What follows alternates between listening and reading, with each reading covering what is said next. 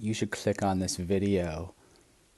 You should watch this video. If you do, you'll get a piece of chocolate.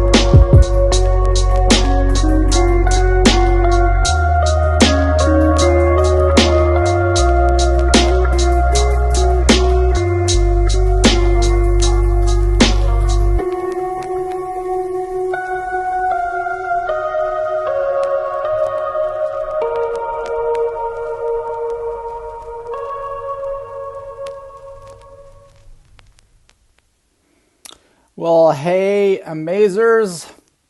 How you guys doing today? Hope you're doing fabuloso. Hopefully you're in a part of the country that is experiencing good, awesome, calm weather. Most of us aren't. I know a couple of you guys are in Texas. That's crazy. You guys are covered in that white goodness, and sure, life is treacherous for you. And if you're not watching this, maybe you don't have any power. Or maybe you're trying to limit your power consumption by not using all your battery and watching a live. But I promise you, this one's going to be kind of quick today. So glad you're here. Welcome to day 16. And we're going to jump right into it. Before I get on today's email, I've been getting some of the halfway point, what do you call them? The check-in forms that a couple of you guys have filled out. And so I've been really reading through those. And you guys have some really cool things that you're having those aha moments, so I'm really glad to hear that. One of you guys left a very, very negative comment or review, but I noticed that was like the first response that ever came in, because when I was testing it out, I was kind of joking myself, and I gave myself out of 1 of a 10, a 2, and say this program sucks. And so when I opened it up today, and I saw that, I kind of forgot that I did that. I'm like, oh, someone's really unhappy, but for the most part, everyone's pretty happy with how things are going and what they've been learning so far, and so that really thrills me. And that's kind of the currency that most thrills me, is when I hear about changed lives, whether those are big changes or small changes or anything in between. That really excites me. So I'm going to go through a couple of these, and I'll keep them anonymous. But I think that when someone brings up an issue or a constant struggle or something like that, I think it can benefit a lot of other people. So again, if the shoe fits, wear it. If it doesn't, don't worry about it. So one of the ones was talking about meal prep, going, hey, I really need to do some more meal prep. I don't think I've talked much about that, and that's kind of by design. Just personally, I'm not a meal prepper for the most part. I think the closest thing I come to it is when I get a pack of chicken thighs and I make a couple of batches of them in the air fryer, and then I just have them ready to go in a glass Tupperware thing in my refrigerator. So I'll use them for reheating, like in the air fryer for like crispy chicken bites, or I'll use them like in a salad most days, or maybe another like a recipe I used called the Montana Miracle, big skillet meal. But the point is that that's the extent of my meal prepping. It's just having some chicken thighs at the hand. Now, some people who do meal prep on Sundays, it's like a big ordeal. It's like a massive like production where it's like I'm going to prep all of my meals for the week, and it's going to I'm going to think ahead of time with this, right? So I'm going to make all these different compartments where I'm going to put the appropriate amount of proteins and fats in there, or maybe a little bit of carbohydrates and a lot of well, there's a lot of different variations of that, and some people have had great success with that. So if that is something that helps you in your health journey, then go for it. I mean, if that really keeps you on track during the week, if it's really cool for you to kind of do it on a Sunday, whenever that, it seems like that's the most day where most people do a lot of their meal preps, the people that are enthusiasts about it. But so if you're meal prepping on a Sunday, that kind of keeps you on track for the rest of the week, and it saves time during the week, so you're not always having to think and plan out. For me, I just don't like it because it doesn't really like keep food that fresh. I mean, it can still be edible, but I don't really want to have 6-day-old leftovers. For the amount of time it kind of takes me to whip something up, for me, it's just not worth it. But then again, I'm different. I'm not trying to say there's a right or wrong answer to that, but if meal prepping helps you out, then give it a shot. There's plenty of things online. I mean, there's so many people that are meal prepping that will show you how to do it in better ways than I could ever tell you how to do it. But hey, if you just want to be an air fryer, chicken thigh roaster, and have that be your meal prep, I can give you tons of tips for that. So flag me down. I'm your guy. Follow me for more tips. But for the most part, yeah, if that helps you, go for it. Okay, but yeah, that's not a requirement, and I would say that, and experiment with that. But don't just think, oh, if I just meal prep, if I just add this one little thing, it's going to make all the difference in the world. It might be a missing ingredient for you, but it might not. So do it and challenge yourself and let us know. And hey, maybe we can all learn from you and learn what works and what doesn't work, and what tastes great, what keeps you on track, what doesn't, that kind of thing. So experiment with that if you will. There was one comment that said, hey, I'm really struggling with journaling my food. I know I need to do it. Why can't I just do it? Couple thoughts on that. Because the short answer is journaling food sucks, right? It's no fun to weigh out your chicken breasts on a scale and think, okay, let me put that in my MyFitnessPal calculator. Is that 3 ounces or 3.5 ounces? And it's just not a very human way. I mean, I'm talking so much about tapping into our intuition during these 30 days, and in a way that kind of goes against the grain of that. I still think it's a valuable tool to maybe get you started or to keep you accountable. I mean, I've worked with people for years who do this for years. I've worked with, my past clients. I know people that still do this, and it's the one thing that kind of keeps them on track, and they've just gotten a good habit of doing that. But I brought a visual aid to help with this. All right, right here is dental floss. Remember a couple days ago, if you were watching, we talked about you're in the habit of brushing your teeth, and no one has to tell you to brush your teeth. We all just kind of do it. We do it by rote, and we don't have to conjure up willpower to brush our teeth. But I'll just admit something, and this might gross you out. Maybe you'll want your money back and to leave this group, but it's hard for me to get motivated to floss my teeth. I'm a very good toothbrusher, but flossing is just kind of one of those things that I'm just not in the habit of doing. All right, so think about when I'm talking about like food journaling, like how do I just kind of get in the habit of doing that? So for me, here's what's helped. Is rather than having this out of sight, you know what I do? I just keep this thing right on the kitchen, or not the kitchen, the bathroom sink where I brush my teeth, and it just sits there. And when I go to brush my teeth at night, I look at that. I know it's only going to take me about 30 seconds, and that's made all the difference in the world. That sounds so stupid, but just I put that out as a reminder to me, a visual reminder. And so I've been doing this for, a couple months now. And guess what? I'm in the habit of doing that. Of course, the thing is still sitting out there to remind me, and I probably need it longer out there to where I just don't even think about it anymore. The same way that brushing teeth has just become automatic, that I want flossing teeth to do that, because I will have healthier gums. It's a good idea to floss. I'm sure most of you or all of you are doing that. If you're not flossing right now, just try to put the floss out so you see it to remind you of that. So when you're thinking about food journaling, what usually happens is we have a meal, And then we go to bed at night and we're like, oh crap, I didn't do my logging. So you're like, should I get up and do it? And then maybe you do that. But then the next day you forget it. And then maybe it's 3 days, you've lost all sort of semblance of how to do it. And then you're like, okay, now I got to work up some motivation to do it again. And then you're like, well, I'm not really getting an accurate picture now. And screw it, why can't I just get in the habit of it? It just takes time. And so I would say the same way that my floss was outside where I was just able to see it, where it was in the way, you need to build systems into your life that will help you do that. So use your phone as a reminder. And again, if you can't remember if you have like regular eating times during the day, like if you're like, oh yeah, I have lunch at 12 noon every day, then set a freaking alarm for 12 noon just to go off to remind you, like to log your food, for instance.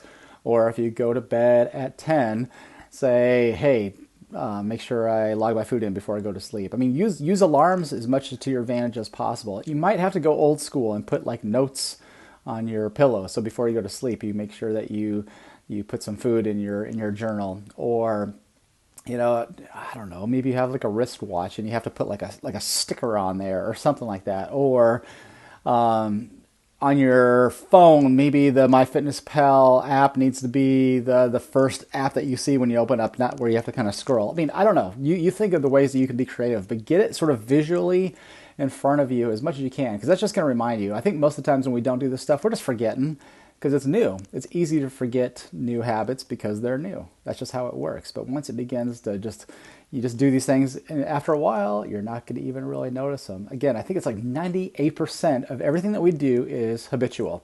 98% of all the things, all the actions that we take are automatic that we don't even really think about doing.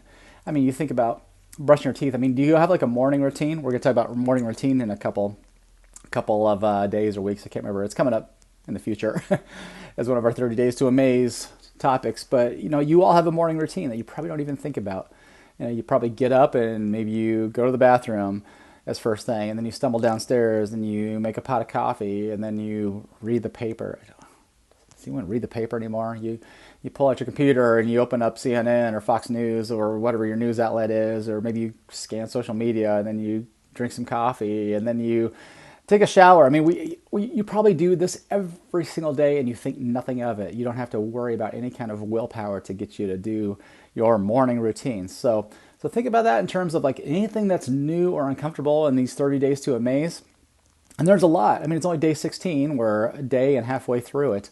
But there's been so much. But all of these things, if you're doing them already, it's not going to feel like much. If it's something that you know that you need to do, that's going to help you in your health journey. If it's new, it's going to feel weird. It's going to feel maybe uncomfortable. It might feel hard.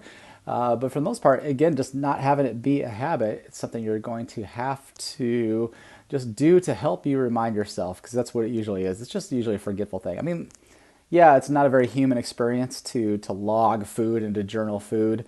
But if that's something that you want to do, I think most of the time it's not because it's so difficult, it's so hard. It's just because we're not in the habit of doing it. So there's things you can do to kind of keep you in the habit of doing it, at least for the short run. All right, enough about that. Let's see, there was another thing I wanted to talk about.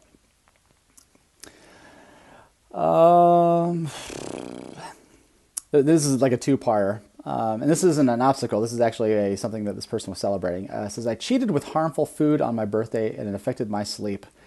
I went back to sleeping like I used to. So I love that for a lot of reasons. So first of all, there's a lot contained in that little statement. Okay, so I cheated with harmful food on my birthday. Let's just break that apart. Okay, so first of all, I don't really like that word cheat, but I know what you mean by that. So it's like, okay, I'm going to go off my diet, quote unquote diet. I hate that word as well too, right? But I'm going off my supportive eating plan. I'm choosing to have harmful food on my birthday. A birthday only comes around once a year. And so I like how this person went into it with eyes wide open, saying, okay, I know that there's going to be harmful foods for my birthday. And I know, and I love how it's like, I'm not going to be bad. It's like that use of that word harmful. It's like, okay, I know that food is not, it's not like non-healthy or it's not bad. It's just when you start using these other words like not supportive or dishonoring or harmful, doesn't that kind of change the whole language around food when you're like saying, okay, I can choose to eat this food maybe once for my birthday a year. But it's not going to be like an everyday thing. It's not going to be a once a week thing. That's why I hate the moderation thing. It's like everything in moderation. How many people have said that, or how many times have you said that, and you're still struggling in your health journey? I mean, that was me to a T. I used to just, well, yeah, I should probably eat more salads, but I shouldn't have ice cream as much. But everything in moderation. That's what my grandparents said. But that's just terrible advice. Like, what is moderation? Is it eating ice cream every day? Well, maybe not. Is it eating it once a week? Every single week you have like a pint of ice cream? Is that moderation? I mean, it could be. It couldn't be. Who knows? I don't know what it is. It's just there's so much ambiguity to it. And I think if you have something once a week on the regular, yeah, that's kind of like a lifestyle. It's more of a lifestyle than it is just moderation. Moderation sounds like when it's your birthday, you have harmful food and you go into it willingly and knowingly, and then you play detective after that. And so that's exactly what this person did. It's like, oh, it affected my sleep. So boom, this person says, hey, I chose to do it. It was once a year.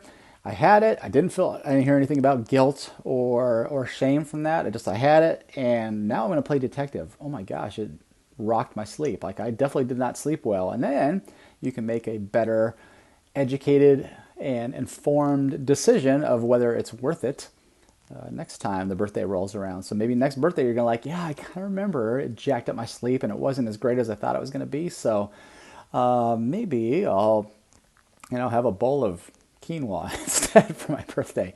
Or you could say, you know what, yeah, it just comes around once a year. I'm going to have wreck sleep and it's worth it. Do you see all the nuance that we can give this and all the latitude and all the freedom that we can have with food? But just being a detective and saying, hey, are these things worth it for me? It's, again, taking all the shame and guilt associated with not living our best life 100% of the time, but just saying, hey, I got some choices. I know this going full well. I took 30 days to amaze, so I know what kind of the unholy trinity of foods are that are going to bring my body inflammation and harm. And so, but I'm going to just go well into this. I might choose to do it. I might not. But if I do, then I can kind of play detective and figure out, hey, was that worth it? More coming on that in a couple of days. I'm going to give you a nice little flow chart of what to do when you eat the thing. When you ate the thing, just a good little flow chart for you left brainers. I'm a left brain kind of guy, so I think you'll like it as well. And then the follow-up comment to this, no one ate my cookie cake for my birthday. It was just sitting there in front of my face. So that was an obstacle. So that's interesting. So you went to, you had your birthday and you had cookie cake and there was a lot left over. And now it's just like sitting there mocking you, looking at you. And now you're thinking, okay, I had it for my birthday. It screwed up my sleep, but it's still there. It's still looking at me. So again, you have some tactics and you have some choices with that. You can put it back in the freezer and you can grunt it out. You can try to pretend it's not there. And you and I probably both have experience with this. So a couple of years ago, I remember this very vividly. Like, my weakness is pecan pie or pecan or pecan. Do you guys say pecan pie? If you do that, leave this group immediately. It's not a pecan. All right, so pecan pie. And so I got some for Thanksgiving or Christmas. Yeah, it was Christmas. I had some pecan pie for Christmas, and it was so amazing, so delicious. And so I threw it in the freezer and forgot all about it. It was like 2 months later, and I totally forgot that it was in there. And then one day, I think I was cleaning out the freezer and I saw it in there. I was like, oh my gosh. And all the old kind of cravings came just rushing back, and I ate the rest of that pecan pie. And I think it took me a couple of days, but I ate every single last morsel of it. Now, again, that's just an illustration of, not because I was feeling bad or I decided to be bad. It had nothing to do with that. But I only tell you that is because it was in my freezer. I ate it. I totally forgot about it. It was one of those things, if I would have just thrown it out, I would have never thought another thing about it, but it was still there. And even though it wasn't mocking me, and even though I didn't have to use willpower to fight off the temptation, it was still there, and I found it one day. And food, all right, here's a novel concept for you. Food is meant to be eaten. Food is meant to be eaten. Okay, so if there is food-like substances in your environment that you haven't thrown out, you will consume it one day. Don't lie to yourself and say that you won't. You will You will eat it. You will eat it all. So that's why it's a really good idea not to load up your pantry and your fridge with unsupportive foods, because you're going to eat it someday. So again, it's best to either do one of two things with it. Just get it out. Well, first of all, get it out of your environment and throw it away. That's one option. Just throw it away. All right. You don't need to see it. Out of sight, out of mind. It's one of those things. Set up your environment to win. Or just give it to a food bank. If you really feel guilty about throwing away food, if you have that kind of program in your head that there's starving kids in Ethiopia and you should never throw away food, well, then give it to a food bank if that makes you feel good. There's people that need calories as a big part of their survival, not just what we're doing, maybe trying to figure out what unsupported foods we have in our pantries and our cupboards and things like that. So, but I would say, again, get rid of it, unless you choose not to. Again, you can choose that too, and you're not a bad person if you do, but just know that you will have not just a birthday of harmful foods, but you will have it again. How many days it ever takes for you to consume it. It could happen a day later. It could happen 3 months later, like in the case of my pecan pie, but it will get eaten. Food will always get eaten. So that's a good lesson to learn as you think about what to put in your grocery cart, for instance, right? If you put it in your grocery cart and if it came home with you, you've made a grown-up decision that food will get eaten someday. And so just set yourself up to win by ahead of time saying, okay, no, I'm only going to eat foods on this list, and maybe when my birthday comes rolling around. But here's the problem. Again, it's not just a birthday, right? At least in our culture, and that's why this stuff is so important, because it's not just your birthday, okay? It's Thanksgiving. It's the office parties pre-COVID. Everyone's having a birthday every week, so there's cake. There's the break room at the office with all of the donuts. There's the vending machine at the office with all the candy bars. I go out to a restaurant once a week with my friends, and sure, why not? I'll treat myself to a dessert. I don't have dessert that much.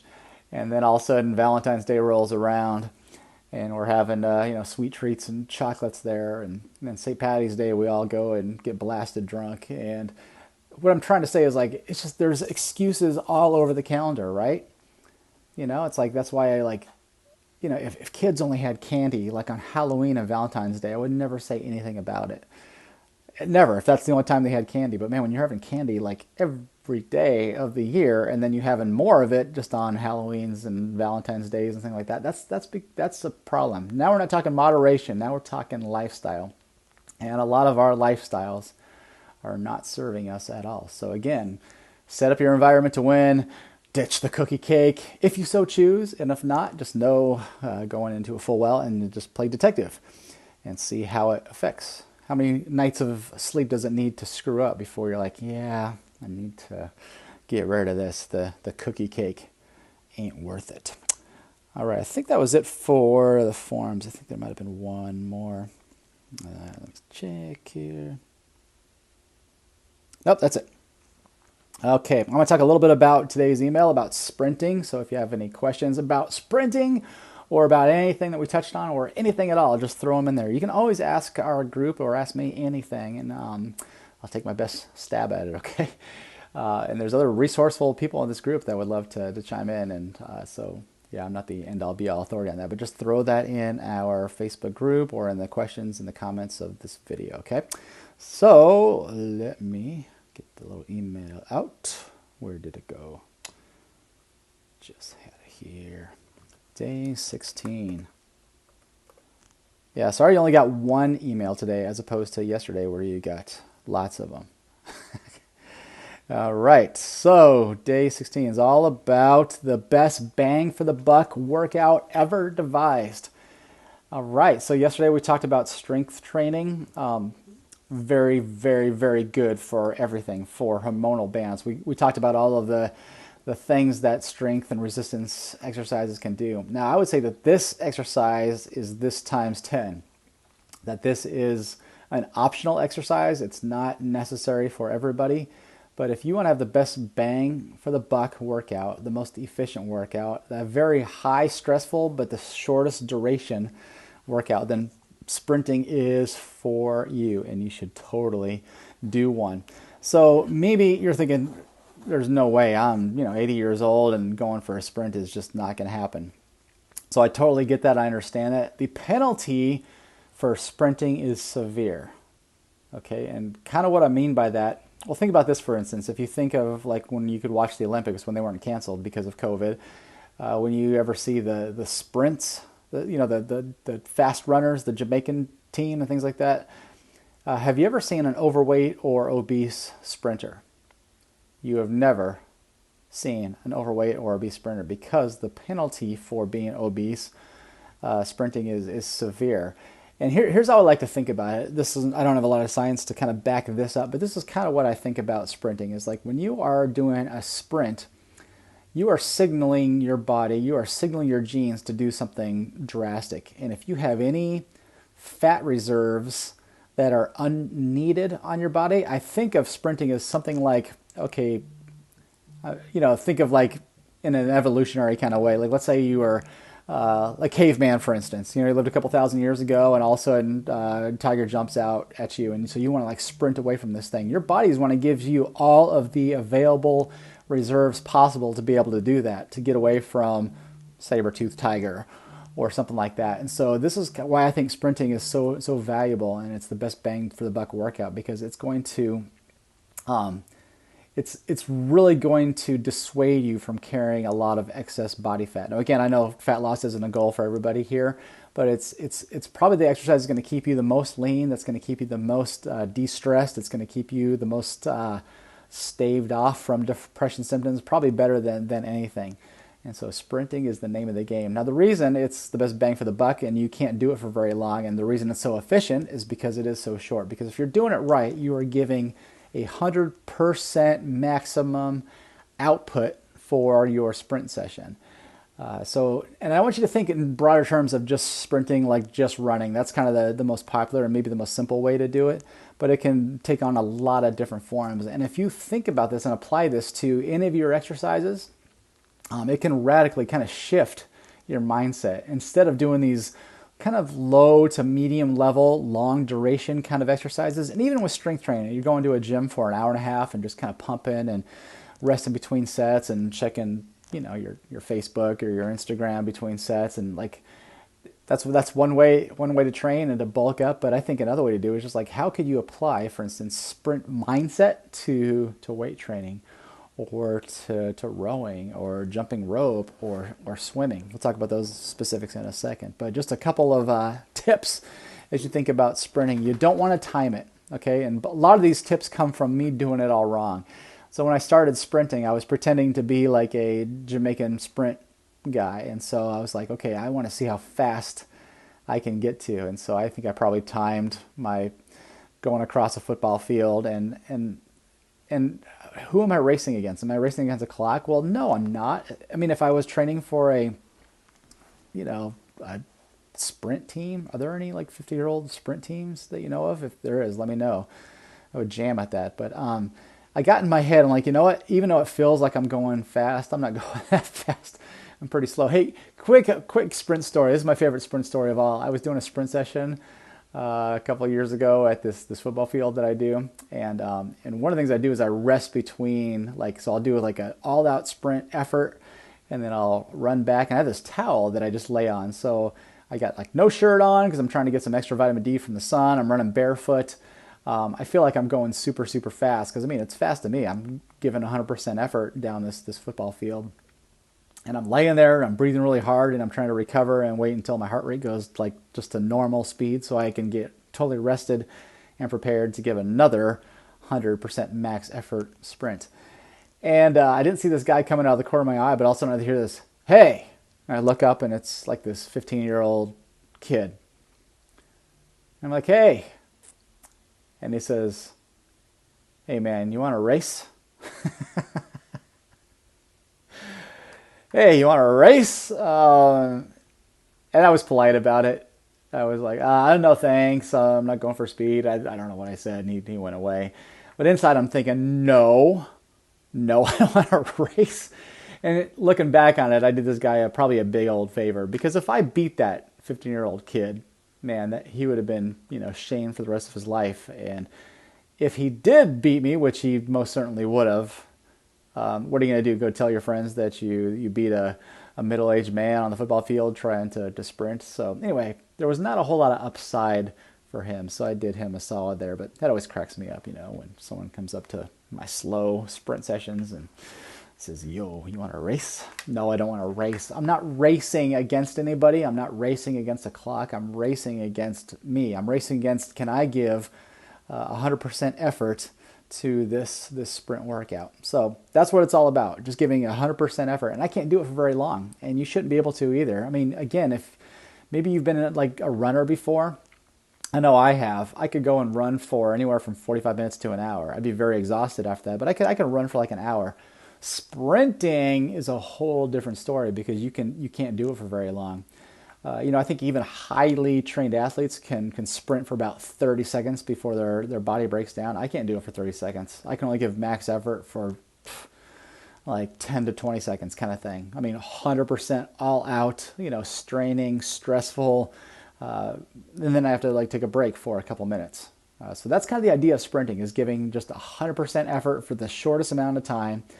And that's what you're racing against. You're racing against that percentage of effort. So when your body starts to say, hey, I'm giving it only like 80% now, that's when it's time to quit. So just kind of be thinking of these general concepts when you think about sprinting. And then resting in between sets, recovering as much as you can. So for me, it's a long, luxurious break. If I'm giving 100% effort, I'm like bolting down the field, jogging back, laying down there, breathing like a mammoth banshee. I don't know, breathing profusely. I don't know what the analogy is. Breathing heavily, and it's not pretty, and it hurts, and the veins in my head are bulging out. But it's the most stressful thing I'll do all week long. But again, it's kind of like we talked about yesterday. It's a planned stress.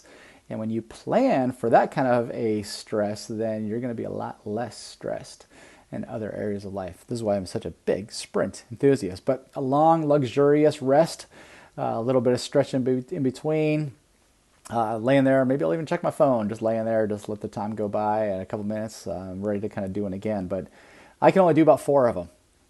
Even on the 4th one, probably like the last 50 yards or so, I'm feeling it's not 100%. I want it to be 100%, but it's probably closer to 90, and that's just kind of my max. I can only give 400 yards maximum of sprinting activity. And so the actual, again, I haven't timed myself, so I don't know how long it takes for me to get from one end of the football field to the next. But my sprint session, in terms of just the all-out effort, we're talking like maybe less than a minute. Right? Less than a minute of exercise. The sprint workout takes a little bit longer. By the way, it doesn't take that long. When I'm getting in the car and driving to the field and doing proper warm-ups and the sprint sessions and the rest in between and driving home, I can do it all in 25 minutes. That's a pretty efficient workout that I can do once a week or once every 10 days. By the way, today's sprint day for me, so I got to get on that. So that will be later.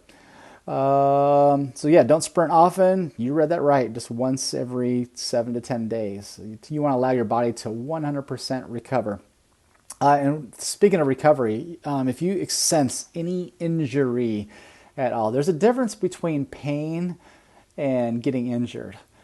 And I haven't perfected this yet, but when I was first starting to sprint, by the way, I was trying to set land speed records, so I was like almost like getting in a track stance and trying to go from 0 to 60 like a Tesla. I don't do that anymore. I kind of just like ramp up for the first 10 yards and then go fast after that. But I noticed when I was first doing this, man, I was getting some like pain in like my quad, for instance, and I don't know if it ever like popped off or something like that, but I was like sprinting so hard and going so far, and my form was really bad. That I was just like, man, I had like shooting pain. But I thought, it's just pain. I just need to fight through that. Well, there's a difference between pain and being injured. And I was injuring myself. And once it really aggravated up, I wasn't sprinting for about 3 months, waiting for that thing to heal. So you don't want to injure yourself. So pay attention. When you sense any sort of injury coming on, you just want to stop right away and resume it in 10 days or 20 days or something like that. But yeah, getting injured sucks. Not only does it hurt, but it just prevents you from doing more workouts in the future. So pay attention to that. And again, I'm learning this a lot too. Like I did push-ups wrong for a couple of years, and now I got a screwed up shoulder because of it, I think. So now I'm learning how to like do a proper form with push-ups, and I don't know if that's what happened, but again, paying attention to just not soreness in your muscles. Like I get sore now, but that's a great, again, another great thing about sprint recovery is that it hurts for, I'm a little bit sore after the sprint workout, but not for days and days. It's like, maybe an hour, maybe 2 hours, and that's the end of it. So again, when the shorter duration these exercises are, the more brief and the more intense, the less time you have to recover and the less severity of your recovery is going to be. So just, again, if it's not, you're like, oh, I can't be running on a football field, that would be terrible. Just, again, apply it to almost anything you're doing. Okay, so yesterday, Nancy talked about scraping her car window. So I was thinking about this, like, what if you applied sprint workout to scraping your car windshield? So, maybe you would do it. You might need a timer for this, and I think I showed you that timer that I have. It's called a SIT timer, SIT timer, and you can get that free on the App Store. But it's a HIT timer, and HIT stands for high intensity interval training. And so the concept is you'll do something hard, maybe for 20 seconds, and then 10 seconds you'll rest. Do it again for another 20 seconds, rest for 10 seconds. And you'll do that from anywhere from 8 to 10 reps. So that's what I'm gonna do for my sprint workout today. I'm actually not going to a field because it's all sloppy and gross. So I'm gonna run upstairs.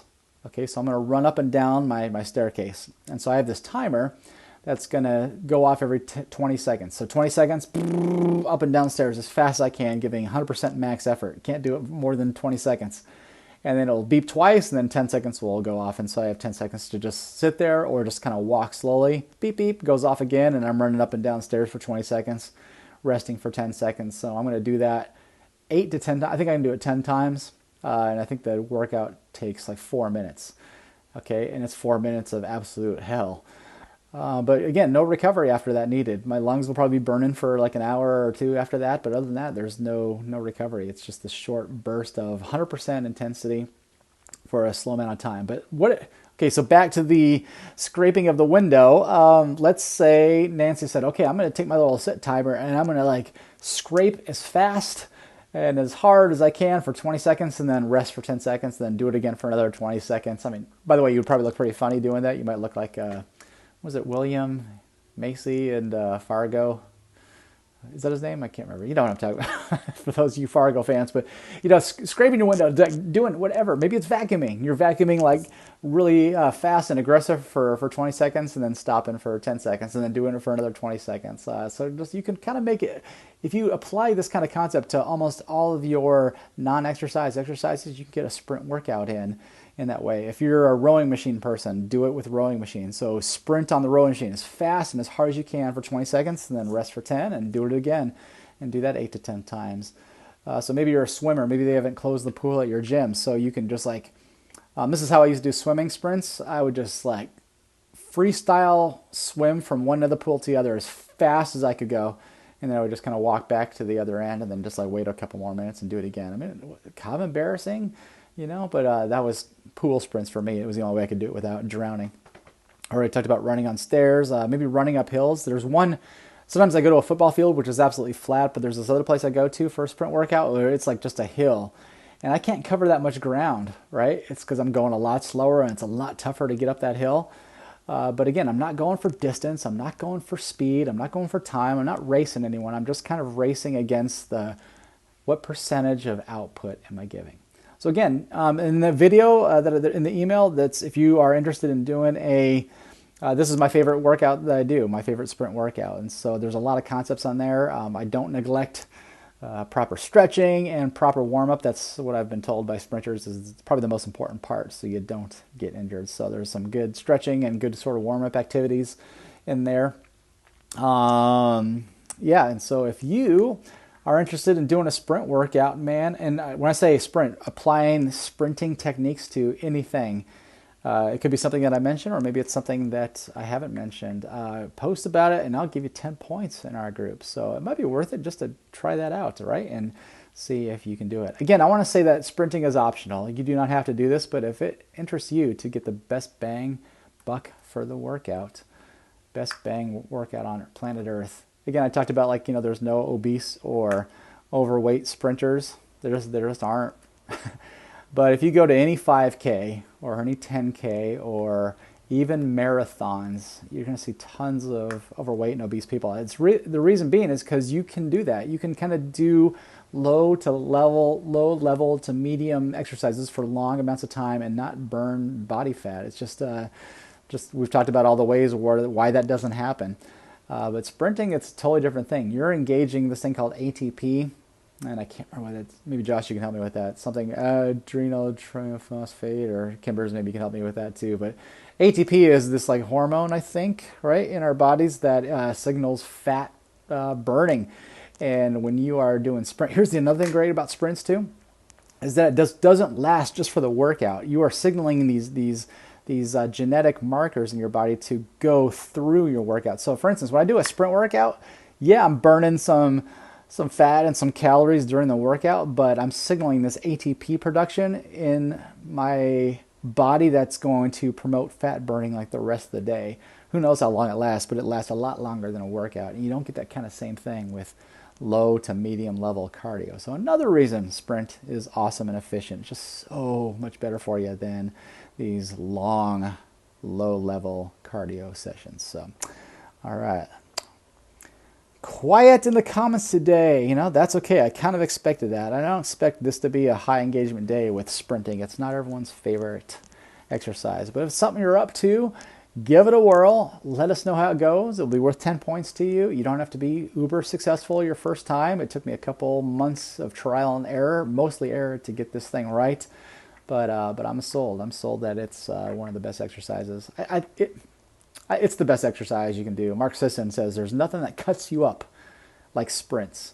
So if cutting up your body, and I mean that in a good way, if cutting up your muscles and cutting up your fat burning genes is something that you want to have and continuing to feel and look lean, sprinting is one of the greatest tools to help you get there. So, all right, that is enough of that.